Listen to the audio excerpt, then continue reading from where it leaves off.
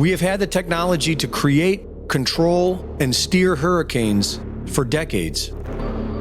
Project Cirrus is the first official attempt to modify a hurricane. It was run by General Electric with the support of the U.S. military.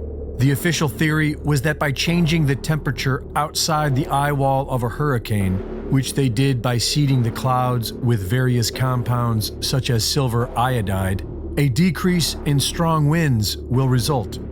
On October 13, 1947, Project Cirrus targeted a hurricane heading out to sea. Approximately 180 pounds of dry ice was dropped into the clouds. The crew then reported a pronounced modification of the cloud deck, and the hurricane abruptly changed direction and made landfall near Savannah, Georgia. The public blamed the government. Irving Langmuir, who pioneered General Electric's atmospheric research department and admitted that the project was about learning how to weaponize the weather, also claimed the reversal of the hurricane had been caused by Project Cirrus, but the government denied it for 12 years. After a short delay, the project officially continued, and in 1965, Project Storm Fury had targeted Hurricane Betsy for seeding. On that day, the storm immediately changed direction and made landfall in southern Florida. Congress blamed it on Project Storm Fury, but the government claimed that the hurricane shifted before they ever had a chance to seed it. And after 2 months of congressional hearings, the project was allowed to continue. In 1997, U.S. Defense Secretary William Cohen admitted we have the technology to control the weather, including earthquakes and volcanoes. The U.S. government has placed gag orders on employees of the National Weather Service.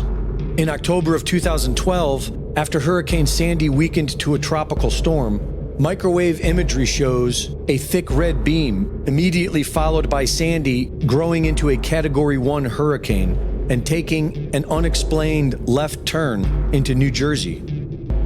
The push towards alternative energy demands more lithium, and according to the U.S. Geological Survey, the United States has over 6 million tons of identified lithium resources.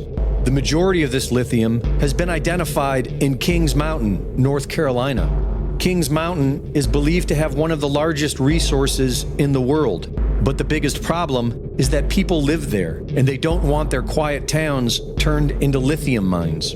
People in Cherville have been pushing against a proposed lithium mine for the last several years, but everyone we spoke with here said it's too divisive of an issue to share their opinion on camera.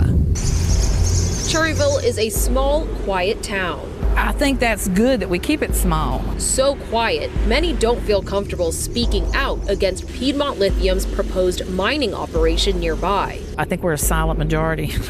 I think a lot of people are afraid to say anything about it because they are bringing a lot to the town as far as money. Last year, the Department of Defense entered a $90 million agreement with Albemarle Corporation to increase domestic production of lithium for the nation's battery supply chain, specifically from Kings Mountain, North Carolina, starting by 2025. This is the same area experiencing what is being described as biblical floods.